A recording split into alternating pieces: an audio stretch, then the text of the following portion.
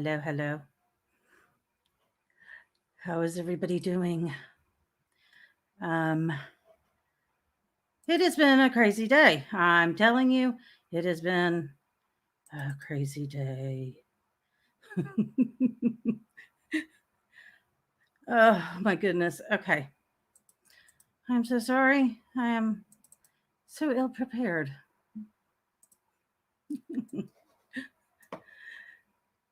Thank you, thank you, thank you. Thank you. Welcome to Omnia Paranormal, everyone. Um, Hope you're having a wonderful Halloween. And make yourselves at home. Don't be shy to ask questions because that's the fun part. You guys mean a lot to me, so I like to greet everybody. I promise I will get to you. If I don't get to you, remind me. If you're new to the channel, please subscribe if you like what we're doing and hit that bell notification so you get notified every time we go live. And lastly, if you like it, just hit a thumbs up. So let's see. Hello, Christina and Emery and Frank. It's been crazy. Let me tell you, last night was even crazier. Oh, and a ton of information. A ton. Oh my goodness. We saw all kinds of emotions going on last night with the family and everybody. I mean, I cried some more. So it was really it was a fun thing. So, and I figured, I was hoping that we wouldn't have the repeat of yesterday. And I just, was like, okay, maybe they are running a little late. And we fell behind again. And stories we haven't heard. Hey, General. It was just insane. The family told all kinds of new stories, and the producer asked if the family would be interested in performing the seance they had. And you heard an immediate all around no. But Annie was brave enough, or Andrea, sorry, was brave enough to give us a view of what she saw.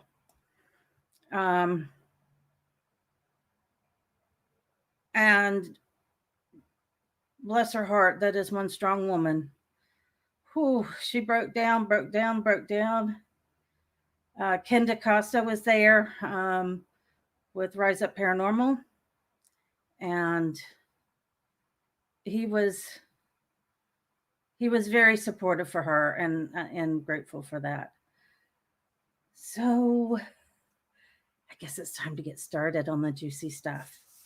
They started back at the table, like having a round table discussion again last night. And everybody was there. Andrea was there, Nancy, and Andrea. And then Ken DaCosta was there yesterday. And, Mustafa, Susan Slaughter. And Andrea, again, wanted to make clear, she really wanted to make clear about Bathsheba. And that she had no part of the farm, Bathsheba. So she felt a lot of people may have misunderstood that. So The one thing you need to know is the Warrens never picked up the phone, called Caroline or Roger saying, we would like to come and talk to you. They just showed up unannounced the day before Halloween. And Caroline thought that they were an old couple that got lost, because back then it was even more rural. And she thought maybe they just got lost. She welcomed them in because, you're looking in early 70s. Nobody thought of serial killers and stuff like that. So she invited them in for a cup of coffee, thinking she was going to have to give them directions. When they announced to her, yes, that would be Ed's wife. So she invited Ed and Lorraine in, and that's when they discussed with her their intentions of being there. And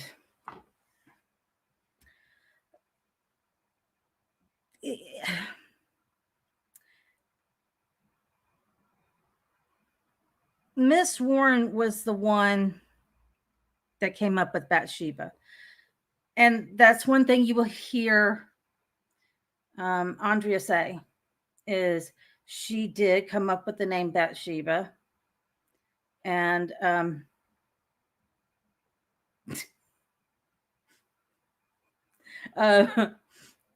and she says, I will give Lorraine that credit that she was able to pull that name out of wherever. But she's the one that blatantly said that Bathsheba was haunting the house. Bathsheba was doing these things to her. That Bathsheba, and keep in mind, she's walking around the house. And she said Bathsheba sacrificed a baby in their bedroom, Ed or Roger and Caroline's bedroom, which is now the library. So keep in mind, Caroline, before the Warrens ever came, spent a couple of years doing research because these books couldn't be checked out of library because they were so important. So she spent years researching the property, and nowhere did she see the name Bathsheba that had something to do with the property. There was one little, about that much of a clipping from a newspaper saying that Bathsheba there was an inquest held. So, like I said, she was never a witch. She's buried on hallowed ground. Bathsheba had 4 children. 3 of them died before the age of 3. Her one son survived and lived into adulthood. So she is buried with her husband, her 3 children that she buried as small children, and her husband, and her son is buried with the whole family. Miss Warren was very interested in the research. Caroline showed her little notebook, and Miss Warren says, "Oh, well, can I, make a copy of it? I'll take it home, make a copy, bring it to you." Oh, Lord. So she gave it her research that she has spent years on writing by hand, everything. And Miss Warren took it, and Caroline has asked several times for it and never got it. So that was what Andrea wanted to make clear to people, is Bathsheba has no ties to the house. There's no historical proof except for the inquest, which nothing happened in the inquest. If she was a witch, it would be all in the newspaper. Not there. And she died. She didn't hang herself. She died of old age. So that now you got to understand. Andrea knows that in her books, she does blame Bathsheba. She understands that. She knows that she has even said she will spend her life trying to fix the wrong. So you can't blame Andrea because this is what she got at the time. Now with historians looking into it, she's found out Bathsheba has nothing to do with it. So then they decide they want to talk a little bit about the seance. This is where Caroline does not remember, not one bit, even to this day, she does not remember the seance and what happened, has no clues. And she did not feel comfortable being a part of that discussion. So Caroline, went out and had some little me time. So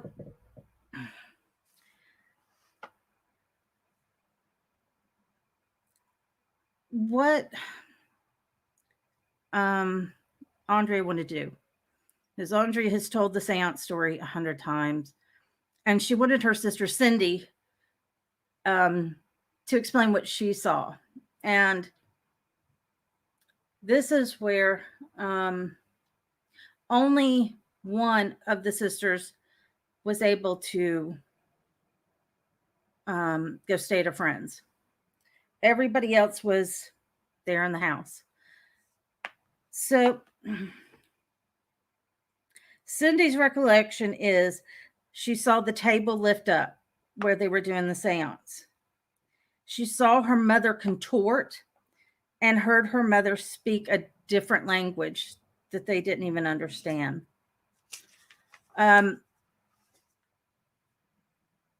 She then saw her mother lift up and thrown across the room.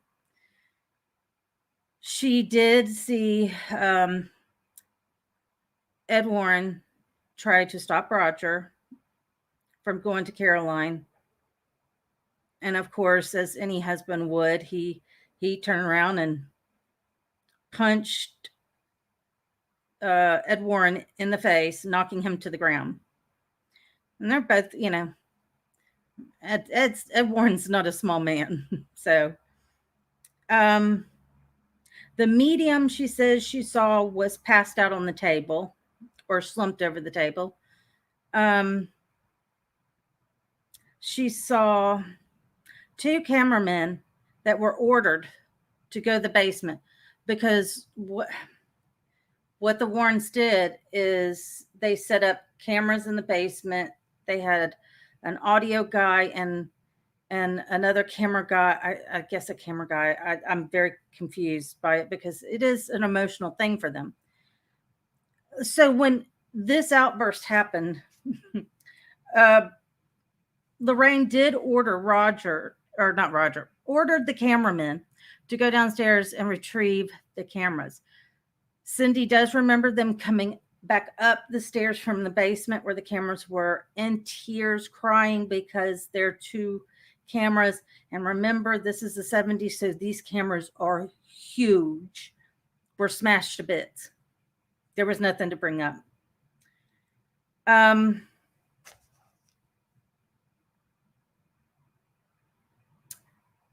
Christine was hiding.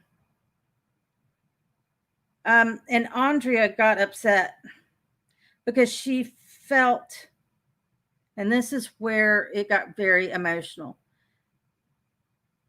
April wanted to know what was going on. They were sent upstairs. All the girls were sent upstairs, and Cindy and Andrea were trying to be quiet and looked through 2-inch gap of the door to see what was going on. And April wanted to come and see. And April was, she's just a little thing. And Andrea snapped at her and said, "Go back upstairs." Well, this is something I haven't read, so it's a interesting thing. Andrea broke down, and rightfully so. I mean, I broke down. Um, little April went back upstairs across all the rooms and down the other staircase, which comes out in the kitchen or near the kitchen. And this is where Andrea really gets upset because April witnessed the entire thing standing there by herself. And Andrea just felt so upset and felt how frightening that would be for, April to witness all this that's going on. And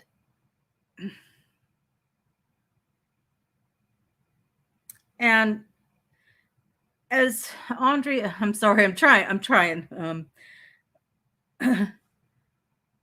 Here you have 4 girls in the house. And it was just, it was awful. As Andrea said, it should have never happened. A seance should have never happened with those children in there. As she says, this was childhood trauma. This was, abuse. And you can see Roger is sitting there becoming extremely upset. And he even said,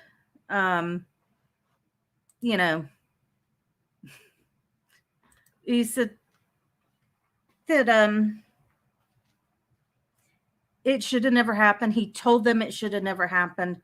And this is, you can see he's visibly upset. Listening to Andrea say this, watching his daughter getting upset over this, because she was very emotional. She's like, you just, who does a seance with small children in the house? And then, get in over your head and almost think your mom's dead. So, like Andrea says,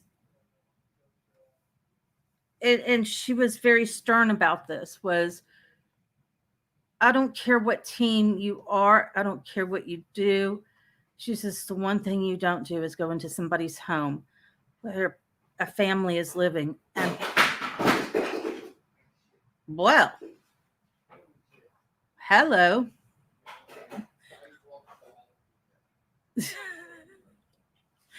So she says, you don't go in there and provoke. Don't do it. I mean, she was very stern about it, and I understand. If there's a family in there, there's no reason to provoke, because when you leave, that family's going to pay hell. And that's what happened to the Perrin family. Hello, Hell's House. So that was her thing. Now we go, Susan Slaughter talks about her Estes method the first night.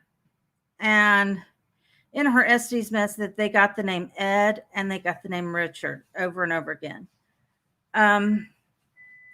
This is the interesting thing. And they're trying that, it could be Ed Warren, Richard, could possibly Richardson. But Nancy spoke up and said it could be her boyfriend. When the parents sold the house in 1980, Nancy did not want to leave. So Nancy approached the new owners and asked if she could stay as a caretaker and take care of the house and the animals and everything. And they agreed to that. Well, her boyfriend, they always called him Eddie. His name was Edwin Richardson. And he is the direct descendant to the people who owned the property of the farmhouse. And again, I'll just let you know, Andrea does not like the name Conjuring House. That was her home, and there were good things and bad things, but she has a love for this home. Her father has a love for the home. Nancy, there were good things that happened in there. So she doesn't like the Conjuring House. So you'll hear me use farmhouse a lot, just out of respect for Andrea. So Eddie Richardson is the direct descendant of the very first family that bought the farmhouse property, and at the time it was 1,000 acre plus. And one thing Nancy said is every time Edwin, or Eddie as they call him, came into the house, she said the house would just light up. Bless you. Sorry. And she said things just happened. It was crazy. And she says he felt it. Nancy does tell the story of how Eddie went to the old family cemetery, which is the cemetery John Huntington. My hair is driving me crazy. Where John Huntington was shown by the spirit box, was told how to get there. And there he unfortunately suffocated himself. Mustafa said he took the EDI down to the basement. And, the EDI, it has all kinds of interesting things. And they were taking, one of the things EDI has is it monitors the humidity. And when he went to the basement, EDI is working fine. He sets it on the well, right? In the middle of the well. And the EDI literally zeroed out on humidity. And as Susan Slaughter explained, if the EDI zeroes out, literally hits zero on the humidity level, she's like, that is one massive, major, like Antarctic type weather storm. It's unusual for that to happen. Then Caroline is reintroduced back in with everybody. And Caroline, Cindy, and Christine are in Georgia. And they're remote. And Caroline spent the time to write her notes out so she could remember and wanted her story, her bits of story told. There's going to be more stories tonight. Caroline said the first thing that happened was something that looked like a firework, a sprinkler, sparkler. And she says it was on her dresser in her bedroom. And she just sat there and watched it. And she says it just kind of fizzled out. And she gets up, she looks, there's nothing there. There's not a little burn mark. There's nothing there. Then the second thing she wanted to tell was, she said she just wanted to kind of take a break, relax a little bit. So she's laying on the couch, and she says she always lays on her stomach. So she's laying on her stomach on the couch, and something, and these were her words, something stabbed her in the calf, in the fleshy part of the calf. And she said it hurt. And she even reached back and even saw a little blood on her hand. She thought she was stung by a bee. And she kept looking and looking and looking to see what it was that she used stab. She didn't find a bee, nothing was there. And she said that spot was very, very painful for several days, which is, I mean, that to me, wow. She also talks about being in the barn and how, oh my goodness, she just loves this barn. It is very old. The barn was actually part of the house. The way Mr. Kenyon explained it is there were little workshops and little places for animals that went from the house, literally attached to the house, and went all the way down to the big barn that's on the property right now. And she talked about how remarkable the beams were, how old and beautiful they were.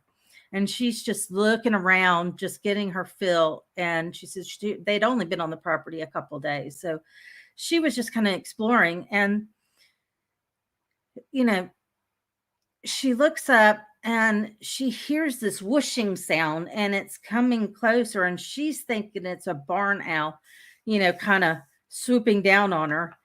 And it turns out it was a hand scythe. And she says if it wasn't for her wearing 3 layers of clothes and her husband's leather bomber jacket, she's like, it would have cut me. Luckily, it didn't cut her. But she talks about this scythe. It's a hand scythe with a hickory handle. So she says this thing weighs probably about 5 pounds. And she says that's the one thing she'll never forget is that whooshing sound and realizing it's coming at her. She also talks about they had an old antique radio. And it's one of the old, it's huge. I mean, it's just massive radio. We call them radio consoles. And this was pushed up against the dining room wall. And she said, and this is the mind-boggling thing, it came on. Now, this thing wasn't plugged in. And it's one of those radios like the old TV where you had to, pull the back off and, hey, Selena, you had to replace the tube. It's like, a glass tube. Yes, it frightened her when she realized what was coming at her. Because she just thought it was going to be an owl, and it turns out to be this hand scythe. The girls were there. Roger was on the road. So it turned on by itself. Some of the girls say it had no guts in it, so it couldn't have come on. They do know it was not plugged in. Roger and one of the others says it needed a tube to operate. So, but it was non-functioning. It came on, and the song it played, and I remember this because an ex-boyfriend sent me this song. The song that played was Nights in White Satin. And in that song, over and over and over again, it repeats, how I love you. Oh, I love you. I love you. Over and over again. I'm not going to sing it. Sorry. And what's funny is they said it was playing so loud that they even had to go outside. They couldn't turn it off. It wouldn't turn off. And it's playing the song. And so they're all outside, and everyone of the family members agree with this comment. That's my hoodie. Jack. Thank you. Um, so, and the funny thing is, Caroline loved the Moody Blues, and Andrea loved the Moody Blues, and every one of the family members agreed to the statement. They felt the house was playing this song to tell them that, and I'm saying house, maybe spirits. They all felt like the spirits were playing that to tell the family how much they love them, which I thought was very interesting. All of them, every one of them across the board agreed on that. Um,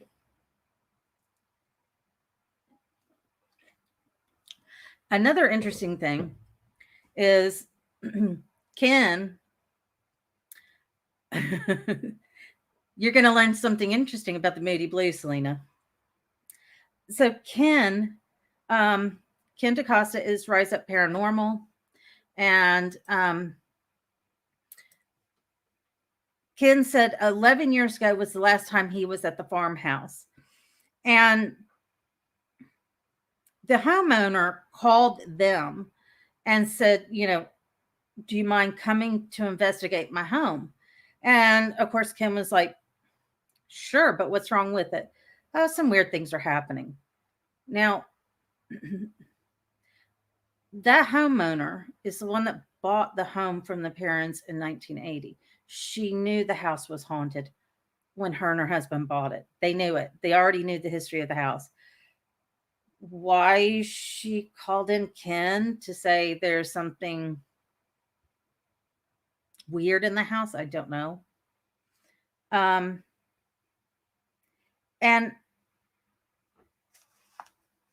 it just, it just blew me away. So he's sitting there, he's telling his story, he's talking about being in the house, walking around the house, investigating the house. Oh my goodness, I don't even know how to say this name. Honey, can you help me out? The all-knowing eye, because I don't want to be rude to our new guest. Hello. Hello, everybody. That is Anmal Ratan Singh. Thank you, dear. How do you say it again? Anmal. Amal. Ratan.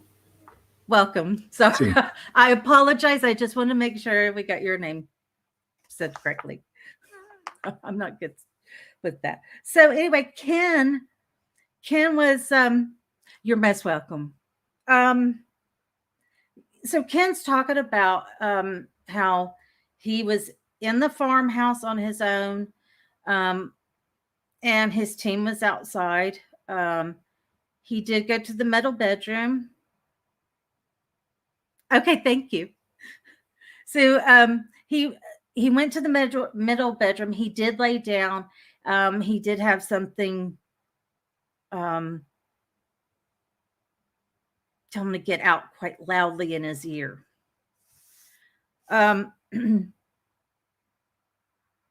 So the one thing that Ken, you got to keep in mind, at this time, 11 years ago, Ken did not know Andrea, didn't know about her books. He didn't even know what the history of this property. He had no idea.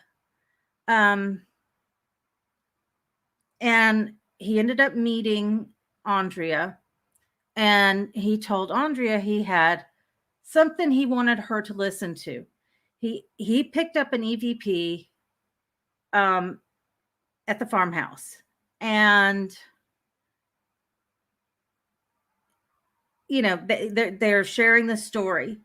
So he wanted to play the EVP right there, and his recorder was dead. He said the thing was fully charged, and he made sure it was fully charged. It was dead as a doornail. And I mean, he was just shocked. For me to see Ken shocked really was, I was like, "Ooh, okay." They did end up getting it, and this is the most amazing thing. So he's in the basement with the owner, and you hear people going upstairs. Part of his team are going upstairs. You hear 3 voices. Now, these voices lie over the people going up the steps. So it's over their voice. And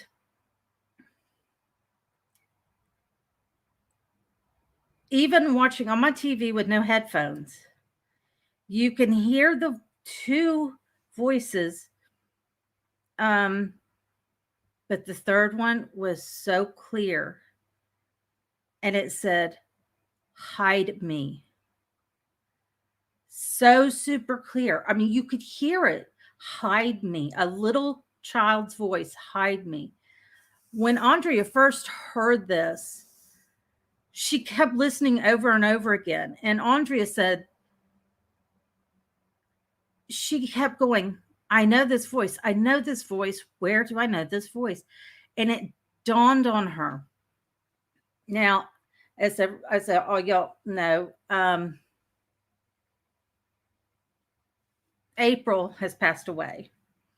But she remembered April talking about a little playmate she had in the house, and his name was Oliver Richardson. And she said she remembered April telling her that Oliver would always tell April, "Hide me, hide me." And she also said that when Oliver would come out of hiding to play with April, that April said, and now she's an adult, so she's looking back, with adult eyes, that he always seemed frightened, and he would always look behind him frightened. And if anybody came in the room, "Hide me." If they were done, "Hide me." For some reason, he was terrified. And it's just so interesting that Ken didn't know anything about the history of the house, didn't know. Andrea picked up this EVP and was able to make a connection through Andrea. So that I found that was very, very interesting. Andrea also tells that she always told the family that she was never attacked. Nothing ever attacked her. Nothing. But her sister Cindy said, "Oh, yes." They had guests over. Cindy was sleeping on the floor. Andrea was in bed.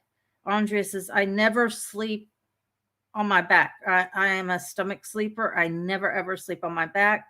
And Cindy said she, for some reason, woke up and looked and saw this big, dark as night, I mean, just black shadow over Andrea.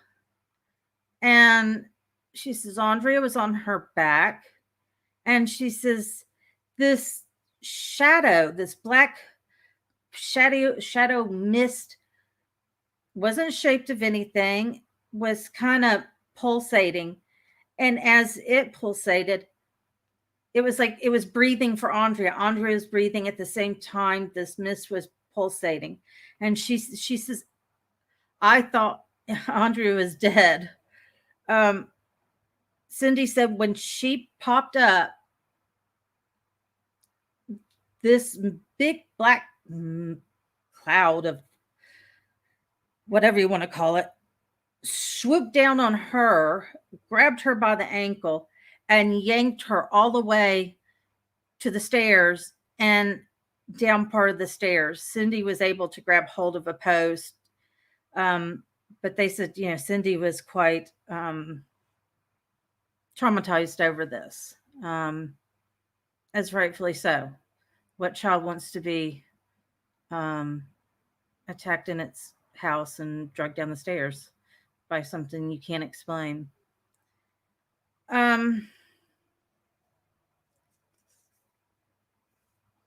This is the interesting story.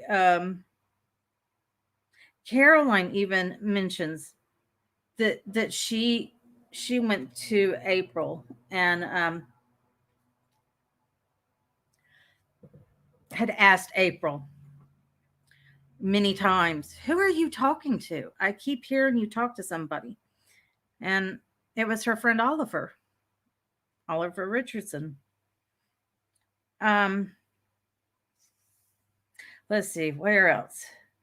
Oh, the other funny thing is Andrea shared her story that she said Cindy, would have her toys all set up.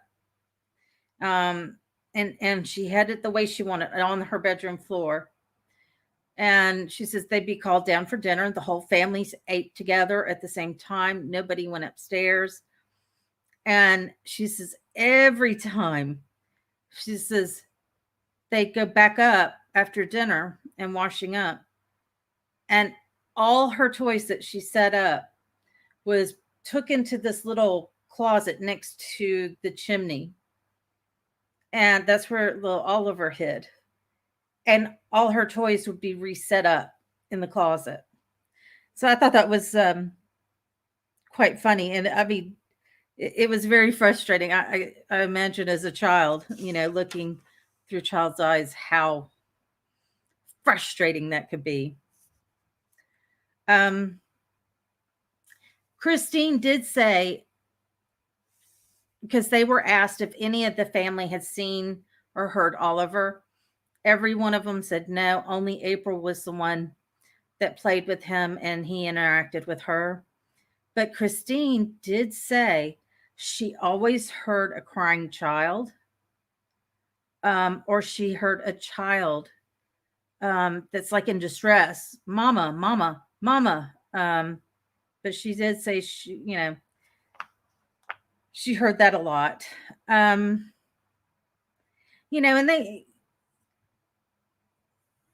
they want people to know that the farmhouse was not this evil, demonic, horrible place.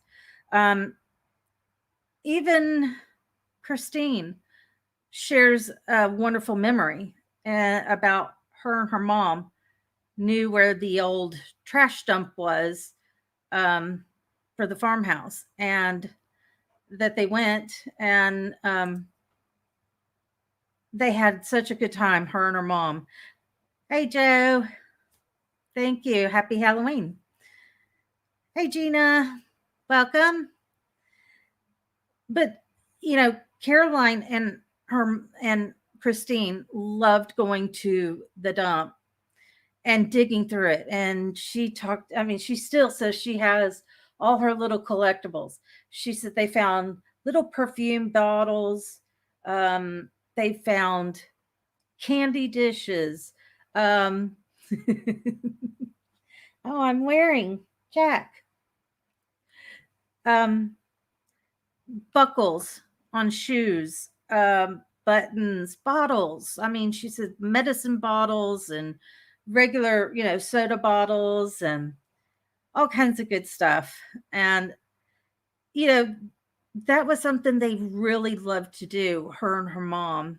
The family, the other girls weren't, into that. But that was something that just she could remember being fun and carefree, and it wasn't always dark. Each girl had their thing that they loved to do. Then a question was asked about the family pets and were they ever affected by the house, and they all said yes. They said Caroline mentions that they had 2 dogs at the time. And she says, it was 11 o'clock news. The dogs are laying on the floor resting. We're sitting there, and this, just very unusual noise.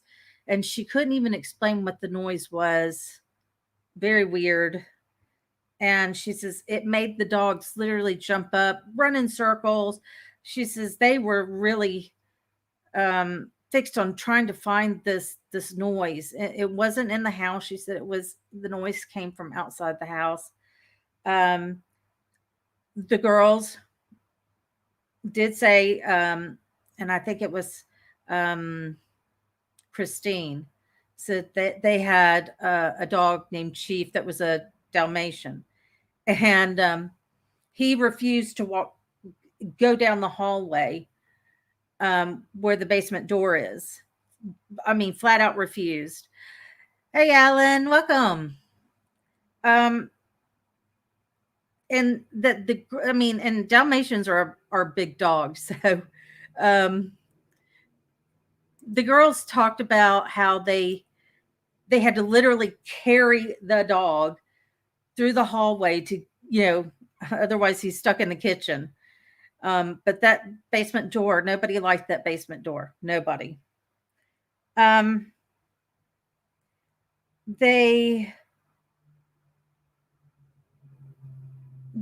So they're now in what originally was the master bedroom, because Roger and Caroline ended up moving their master bedroom. And the interesting thing about the master bedroom is it's right above the well of the house in the basement. The middle bedroom upstairs on the top floor is above the master bedroom. And the master bedroom and the middle bedroom upstairs are all over the well, and they all had the most activity.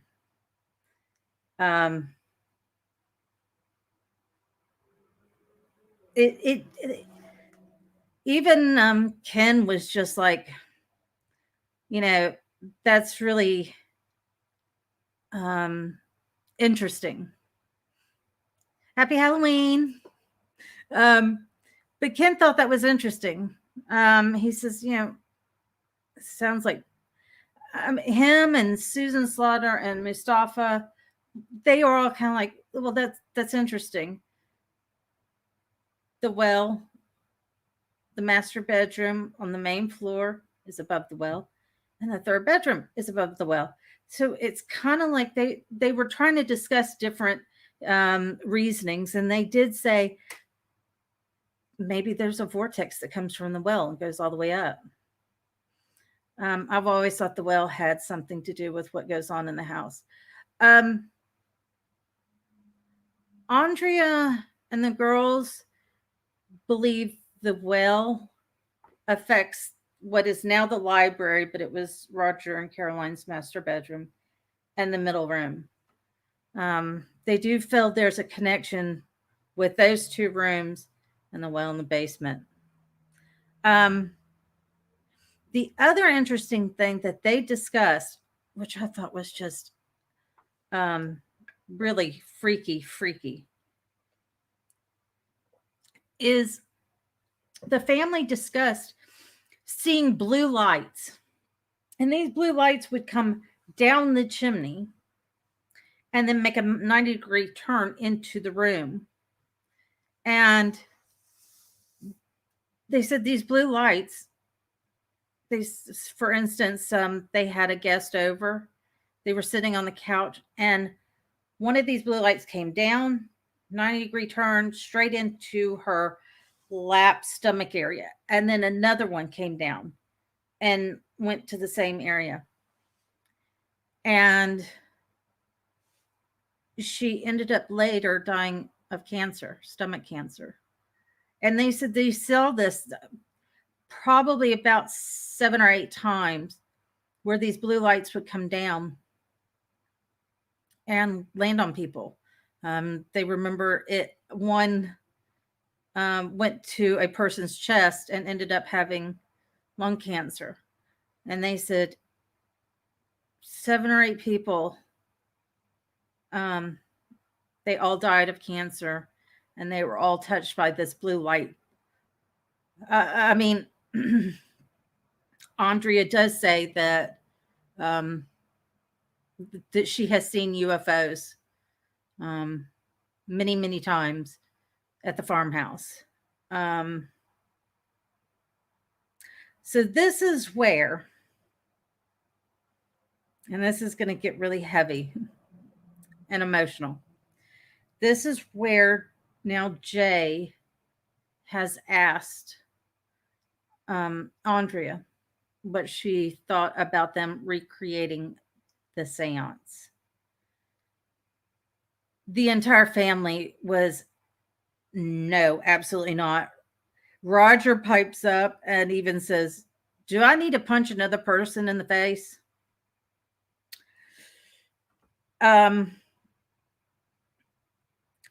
So Jay does ask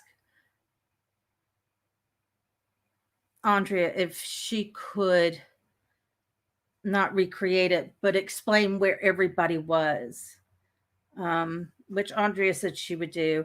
Nancy being there, she was the only sister that got to spend the night out. Everybody else was home. Cindy,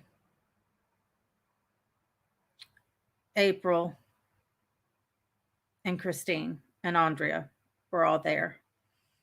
Nancy didn't want to know. Nancy doesn't know, and Nancy asked to not be a part of it. Roger didn't want to be a part of it, and did, which is very interesting because Roger had always been soft-spoken, but his mood shifted and he was mad. I mean, he was ornery. Even Andrea had to kind of fuss at him and, go outside, smoke, take a coffee break. So Andrea shows, she shows where her and her sister Cindy were standing.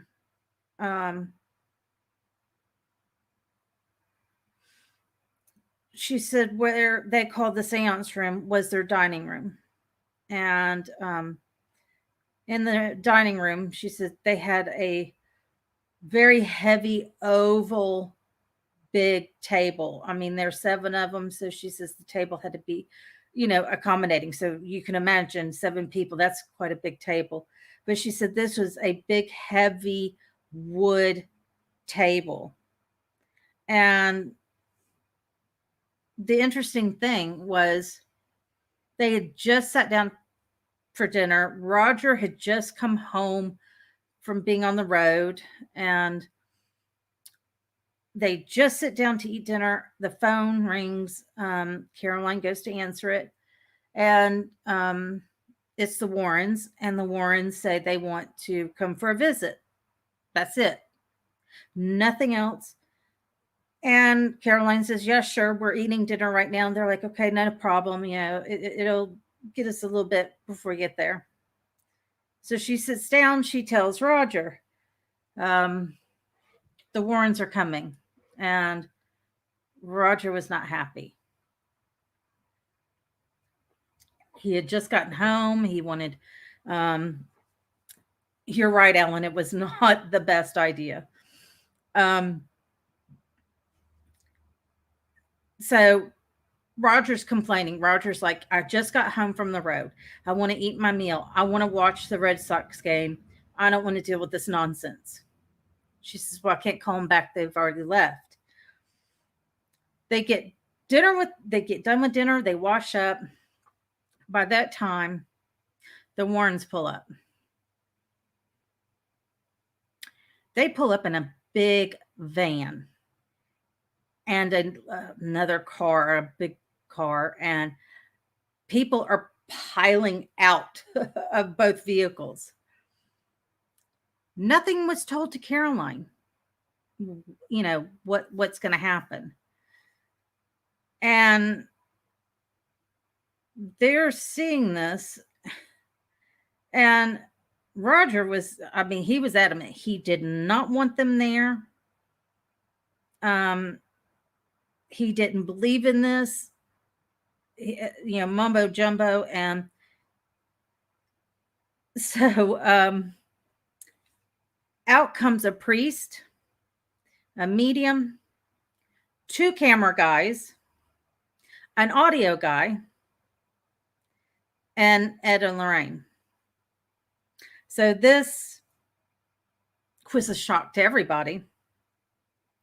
They get inside, and Roger immediately is like, no, not my house. No. The priest and Ed Warren were pushing him. And Lorraine even told Roger that Caroline was possessed and that this needed to happen. And Roger is just mad beyond all reasons. He's livid. So the priest and Ed take Roger to another room to talk to him. And Andreas, they had already been ushered upstairs. She did say that Ed Warren told the girls, go upstairs, everything's going to be okay. But Andre, being the oldest, she knew, I want to know what's going on with my parents. So there's, they're looking through the crack of a door. They're witnessing Carolyn now shutting down. She's sitting in the chair in the dining room, and she is shut down. She has her legs pulled up to her chest, like her knees, and she's just shutting down, and she's not even saying anything. She says it took about 45 minutes for the priest and Roger, the priest and Ed Warren, to talk Roger into this. This is what I think sent Roger over the top. Is Lorraine walked up to Roger and says, if you love your wife, you will let us do this. And Andreas is, the look on my father's face, if she had been a man, he would have knocked her out. So now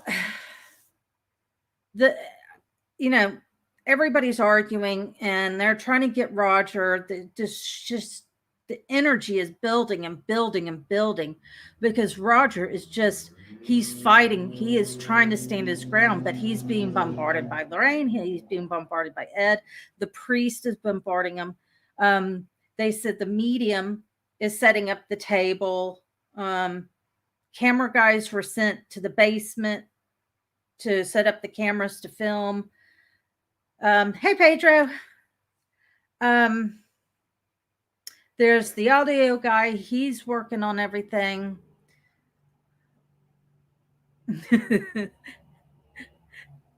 Yeah, the Dark Zone Live last night, it really opened up a lot of stuff that wasn't talked about, and this wasn't talked about. And it's as in detail as Andrea did. And bless her heart,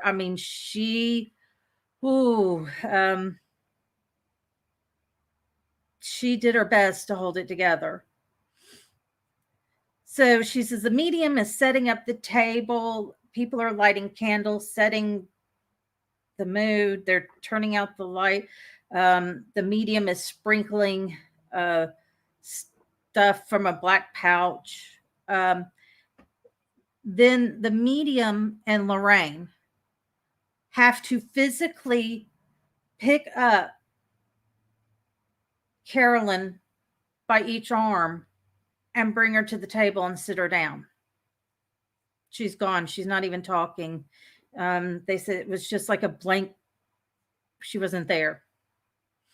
And they asked Roger to sit down, and Roger absolutely refused. I'm not participating. He stayed in the room, but he did not participate. The next thing, and Andrea wants people to understand the table, their dining room table with the family sat and ate at. She says has to weigh around 200 to 300 pounds. She says, I mean, this is a heavy, solid wood table. The feet are thick. I mean, she says to move it into the house, they had to break it in pieces because of how heavy it is. So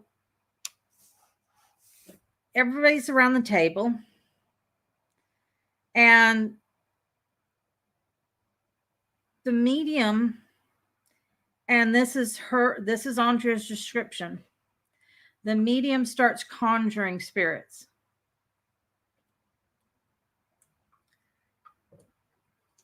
And she says conjuring because she's still sprinkling stuff out of her black pouch, and she starts speaking a different language.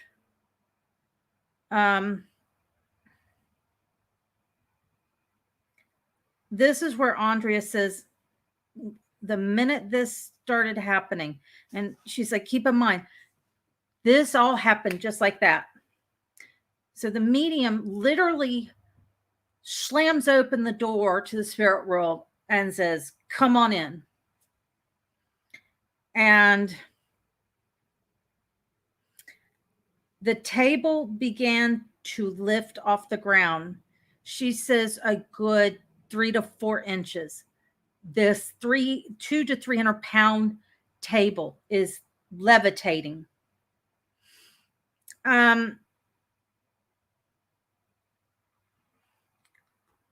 She says then the table made, I mean, it was like somebody went and slammed the table down. She says, because she can remember such a loud noise it made when the table slammed down on the floor. Trying to hold it together. This is where they see their mother, Caroline, sitting in the chair, and she draws up her knees again. And she starts howling and screaming. And Andrea says the screaming was like she was in so much pain. I mean, imagine being a child and witnessing your mother contort, throw back her head, start howling and screaming like an animal in pain. And her chair levitates and is levitating, and all of a sudden she's thrown against the room. Oh, I'm sorry. Her mother was speaking another language. Andrea explains it as an old language that was ancient, a very ancient old language is what her mother was speaking.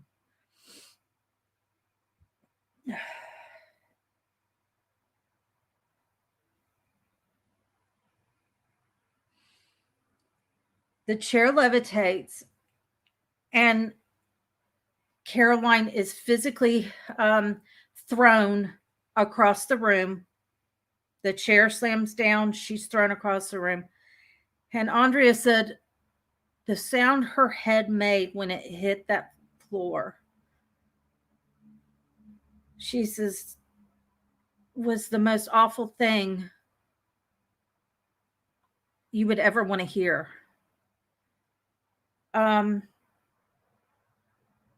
Roger immediately goes to run to his wife, as any man would do.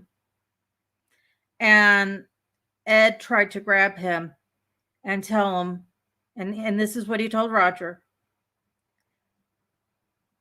Don't touch the possessed. And the minute he said that, Roger turned around and punched Ed right square in the face, knocked him down to the ground. And Lorraine is sitting there, white as a ghost, absolutely white as a ghost. The medium is, I guess, passed out. She is laying on, her head, her arms are on the table, like she's passed out. The priest is standing in the corner, literally shaking.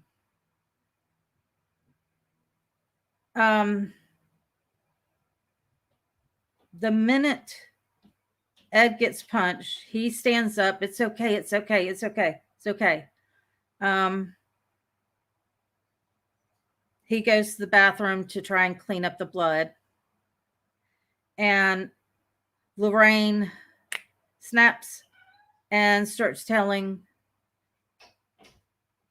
the camera guys to get their equipment.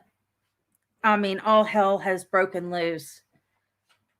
And everybody thinks that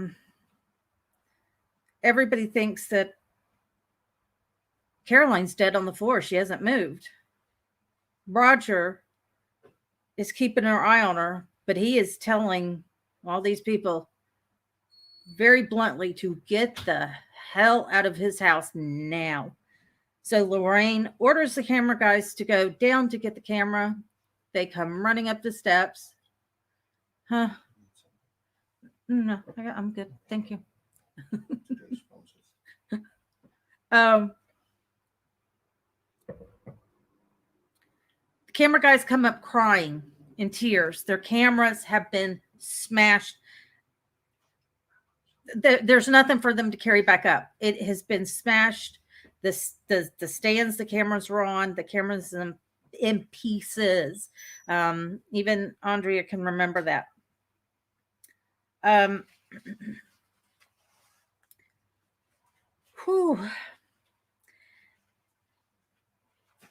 So everybody's getting out the door. Lorraine has now had to get the medium and help her up and out. The audio guy, the priest, everybody's scrambling out. It's complete chaos. And one thing that Andre has never shared, and this is the first time she has shared this. As Ed Warren was walking out the door, he sees Andrea and Cindy standing there, and Andrea is literally having to hold Cindy up. Physically hold her up. And he tells the girls as he's walking out the door, don't call the cops.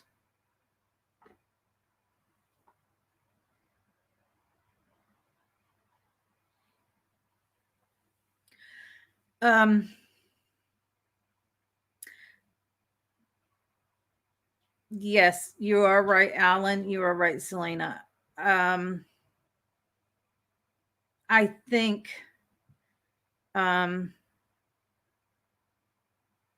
they got in way over their head. They had no idea. Keep in mind, they made it sound like in the movie that the Warrens spent 6 days there. The Warren came 6 times, were there no more than an hour, and was gone. That is it. So they really had no idea what they were getting themselves into.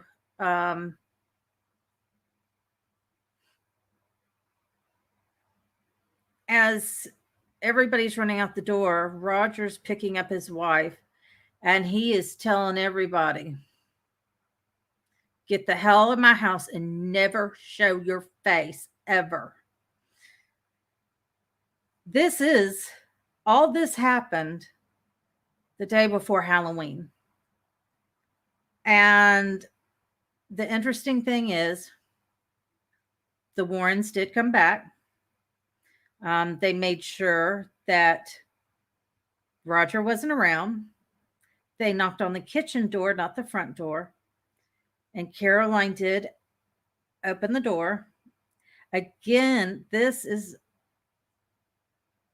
a year later when they come to check. It is the day before Halloween when they do this stunt. And they knocked on the door. Caroline answered it, and Andrea was right there, and you heard Lorraine take a deep breath, like, you're okay. And they tell her, they wanted to check and make sure she was okay and nothing bad happened. And Caroline said she was okay. Asked Lorraine if she had her notebook on her research of the property. Lorraine said no. And Caroline says, well, then I have nothing further to say to you, and shut the door in their face.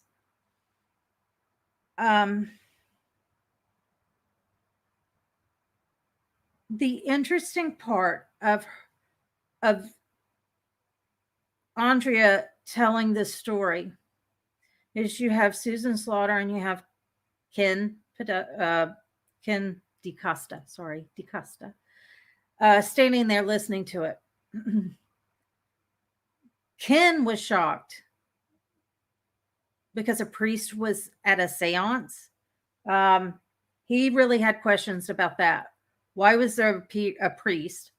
And what is he doing in the seance? Because you will never hear of such a thing happen. I mean, I guess was the guy really a priest? We'll never know. But Ken did question that, because I would imagine the archdiocese would not be happy about that whatsoever. Susan Slaughter mentioned something, and I felt like she hit the nail on the head. She questioned the medium. She said, one, and we know for a fact that Lorraine Warren conducted her own seance in the Amityville house. She's the one. She was the medium. She did the seance. So why didn't she do the seance? Why did she bring somebody else in to conduct a seance? The other thing was, Susan said she didn't feel right about this redheaded medium. She felt there was something not right, that she wouldn't call it a seance. She said because a medium is never going to have a black bag with, I guess, her own herbs, and a medium would never speak another language. So, those two things, I was like, was this really a seance that was performed? Or was this actually a conjuring? And as keep in mind, Andrea is emotional.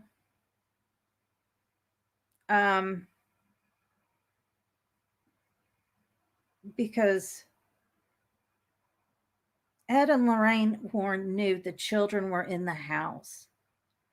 There was nothing done whatsoever to make sure those children were protected and okay.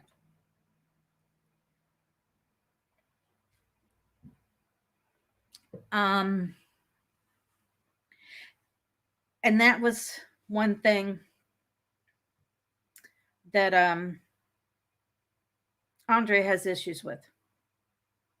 Why would you pull this off in a house with 4 children. She was mad because April, who Andrea, exactly right, Alan. I don't think it was a seance. I believe it was a conjuring. They conjured. They opened the door and wanted to see who what spirit was to blame for attacking Caroline. Um Caroline and Roger took a little time to say yes, there's something in the house. But Caroline already knew who it was. The kids already knew who it was, and wasn't Bathsheba. Bathsheba was in the 1800s. Um, Mrs. John Arnold's 1700s, um, which it's a strong possibility that she would speak, an old English. And that's how she spoke to Caroline, is an old English. Um,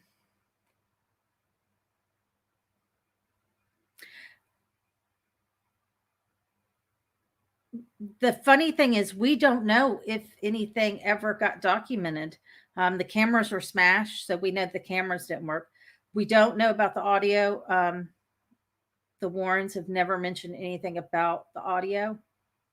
If because this all happened within minutes. This wasn't a long drawn out thing. Um, Andrea was very, very mad, and rightfully so, because what they did was they caused childhood trauma on these kids. I mean, little April, who's not even in school, is, she was fussed at by Andrea, and Andrea still to this day gets emotional over it because she felt she was too mean and too hard on little April, but she didn't want April to see what happened. But April went up the stairs, went down, and then went down the stairs by the kitchen, and by her little self stood there and watched the entire thing kick off. And could you, I mean, she's just a little girl witnessing her mother doing this, terrifying her. I mean, it terrified Andrea and Cindy, and Andrea is the oldest. I mean, just recklessness. I would say the Warrens wanted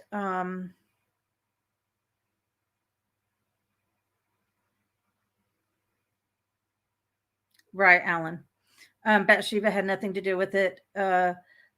It was Miss John Arnold. Nobody knows her first name. It was Mrs. John Arnold who hung herself. She was 93. Her husband had just passed away. And I guess she just, didn't want to live on. I mean, that's a hard, hard life back then. You're talking early 1700s. So it was, and Roger admitted on the first night that it was Miss John Arnold who tormented his wife. All the kids say it's Miss John Arnold. Actually, Bathsheba Sherman lived 1 mile down the road from them, so they were actually neighbors. Bathsheba and the Arnold farm, they were actually neighbors, Alan. And they said it's about 1 mile down the road.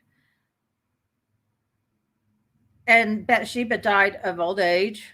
No, well, I wouldn't say old age, but she died of natural causes on her farm. Um, but Andrea, I mean, I think with the Warrens, I think they knew how active this house was. And instead of good judgment, um, weighing in and going, maybe we shouldn't do this because children are in the house. They went ahead with it, that they didn't care. And I don't want to say they didn't care, but I think to get something documented, as you said, what?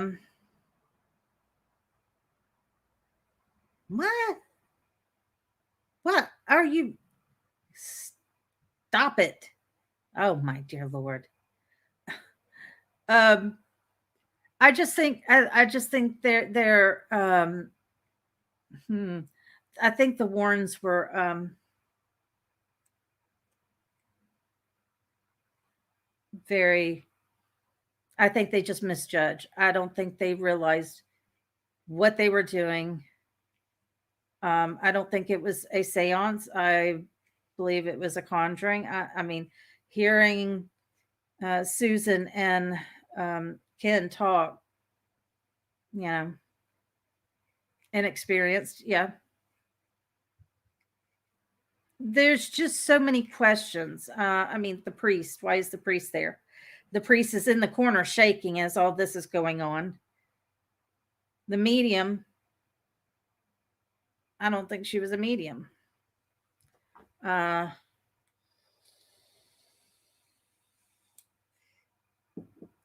It's a very sad thing. And I mean, Andrea was really upset, really, really upset. It took her mother to recover from that incident a good bit. Yes, Selena. Um, it really did a number on Caroline. Really did a number on her. They said it took several days to get her right, and Caroline still to this day does not remember what happened, and they have kept it that way. She doesn't know. Nancy doesn't know, and Nancy doesn't want to know.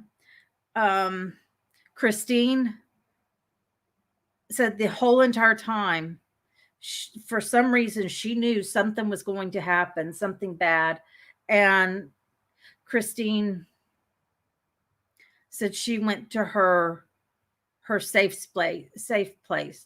She had a little thing next to the fireplace, and she literally covered herself up with her blanket and hid in this small little space the entire time. And it took Audrey and her sister to,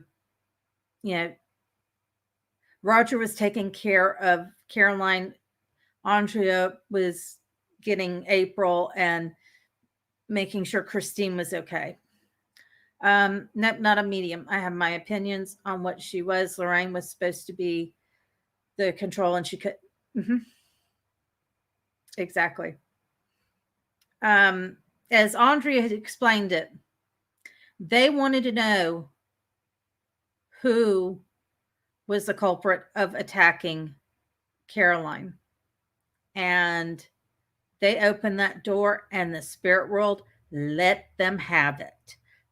Let them have it. And I have said that the Warrens were always way over their heads, way over their heads, dealing with this. But it's just the way it was handled. I mean, when they called to right, right, Frank. it's the way it was handled. The first time they came to the farm, they didn't call and say, we would love to come and talk to you. No, she didn't lead them to the light. There was no light. It's not poltergeist. It's worse. But it's the first meeting. It's them just showing up out of the blue, and just intruding. Again, when they call, they came.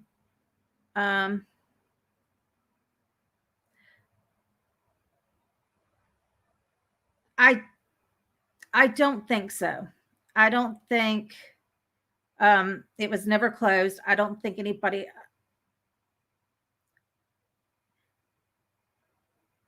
You in the 70s at the time. I mean, you got to keep in mind there wasn't that much talk about paranormal. When Ed and Lorraine Warren introduced themselves, and Roger thought it was a big joke. The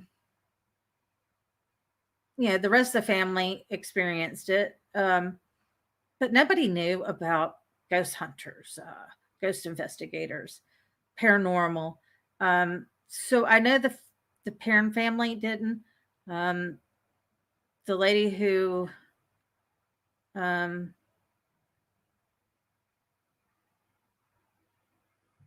bought the house in 80, there's no mention that anything was ever closed. And to be honest, I don't think anything can be closed.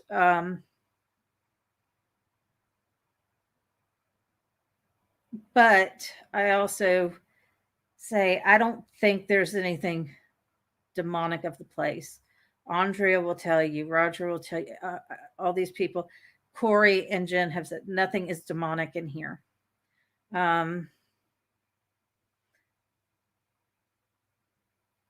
I just find the whole thing very shady how they, oh, we want to come by for a visit. Sure. And they show up with 2 camera guys, audio guy, a priest, a medium, and them 2. I don't know. I just have a very weird thing about that. And the interesting thing is, and they talked about this as well, Andrea did, is Carolyn swears that she never contacted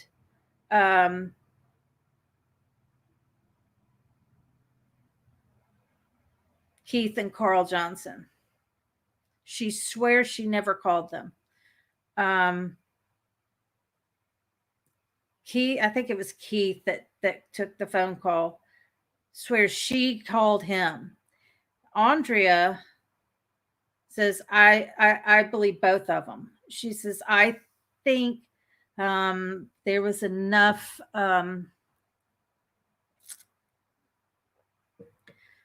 things going around. Could Carolyn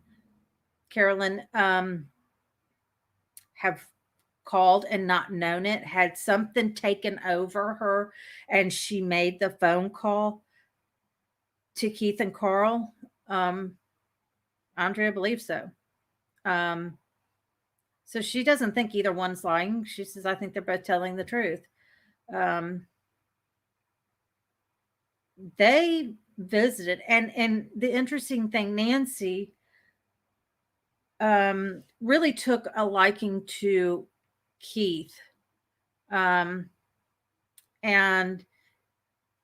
Nancy had told Keith that when the Warrens came to visit one time, Lorraine went into the basement and Nancy followed her, and it was just her and Nancy in the basement. And she said when Lorraine got to the well, she says she changed and she had this like indignant, chin went up attitude. she saw her change right there. And Nancy says, "Are you scared?" And she said, Lorraine turned to her and says, "I am not scared. I have never been scared. And you should never be scared. The spirits will feed off of that. So never show fear, ever." And Nancy, being a little girl, was like, whoa, but they scare me. And Lorraine was very, you don't ever show fear. So she told, Keith Johnson what Lorraine said. And he says, no, if it scares you, you have a right to be scared. He says, you have a right to your feelings. And if it scares you, it is okay to feel that way. But like he said, he's like, pray. Keep in mind, the parents are Catholic and went to church until they were kicked out. But he says, pray to God, and God will protect you. And he says, you can tell them also, in Jesus' name, leave me alone. So he gave her some pointers, and everybody agreed to what Keith had told her, that it was perfectly okay to feel it, because, being a child and being scared and then having to push that feeling down will come up in a nasty way. So I can't imagine, every time my child was scared, he was scared, and he's right to have that feeling. And it is our job as adults to show them we're here to protect you. And that's what Keith said. It's okay. It's okay to fear it. The interesting thing is, in that conversation, there was a loud bang.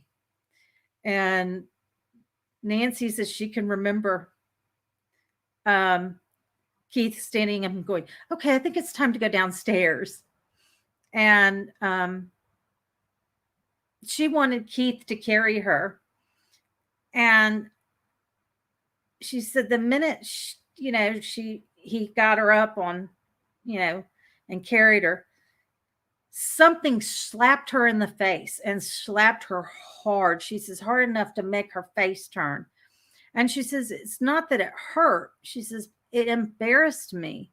She says, because I liked Keith, and I was so embarrassed that something slapped her. And she said, Keith, said something. Of course, she's, at this time, so embarrassed. So, yeah, it was an interesting night. And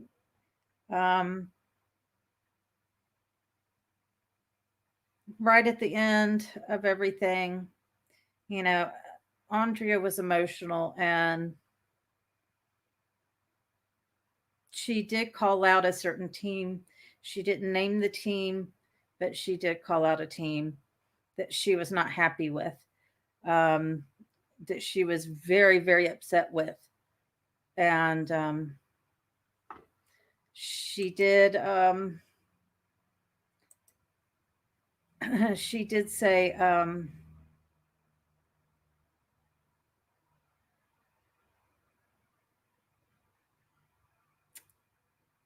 she did say that if she ever comes across this team, I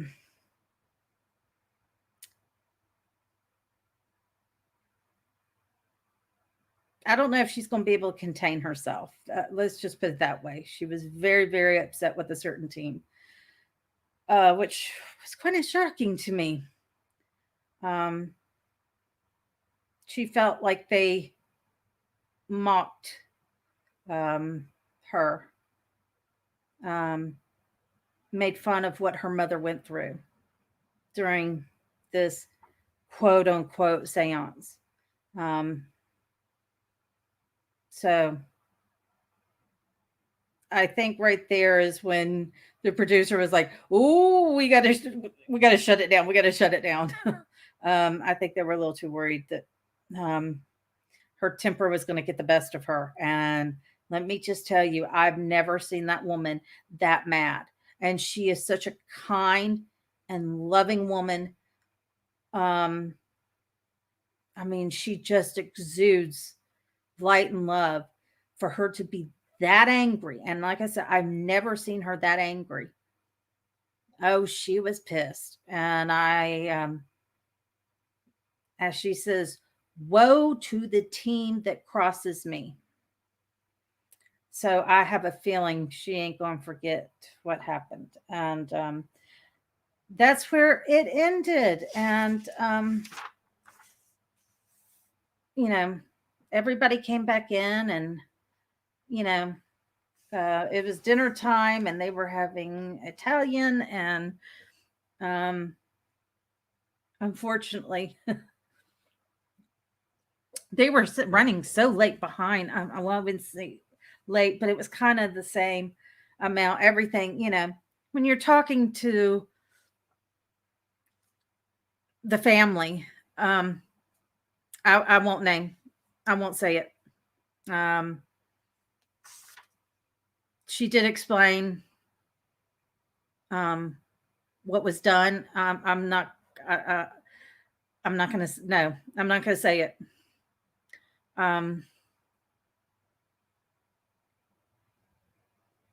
But I can guarantee you, if they watched it, or if they eventually watch it, they'll know exactly who they are. And I'm not going to do that. I know you guys want to know, but I don't want my channel to be that kind of channel.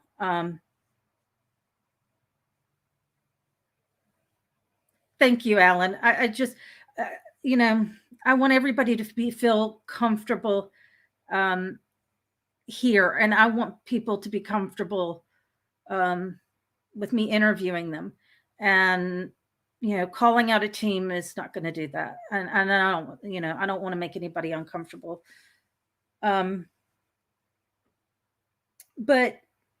when you're talking to the parent, oh my God, it was such an emotional night. Every time poor Andrea got emotional, or Roger got emotional, I just broke. I mean, my heart broke. But when you're talking to this family, I mean, you can't pigeonhole time. So, oh, Whites and Knights in White Satin is what was played. And that's why the family felt, because, in that song, it says over and over again, oh, I'm so sorry. It's such an awful dilemma to be in. I'm so sorry, Alan. I wouldn't want to wish that on anybody. I'm so sorry. But they felt the spirits in the house were telling them that they love them, because, over and over again in the song, it says, I love you. I love you. I will always love you. And the entire family agreed, when, that we're there to hear this song being played. It was Andrea's favorite song. Caroline loved the Moody Blues. Oh, and I will share something with you, that Andrea, and she said it wasn't really recent. The Moody Blues actually came out and said the entire satin robe that the entire band, and they're from the UK, was abducted by aliens. And they tell the whole story, and the entire band sticks by that story.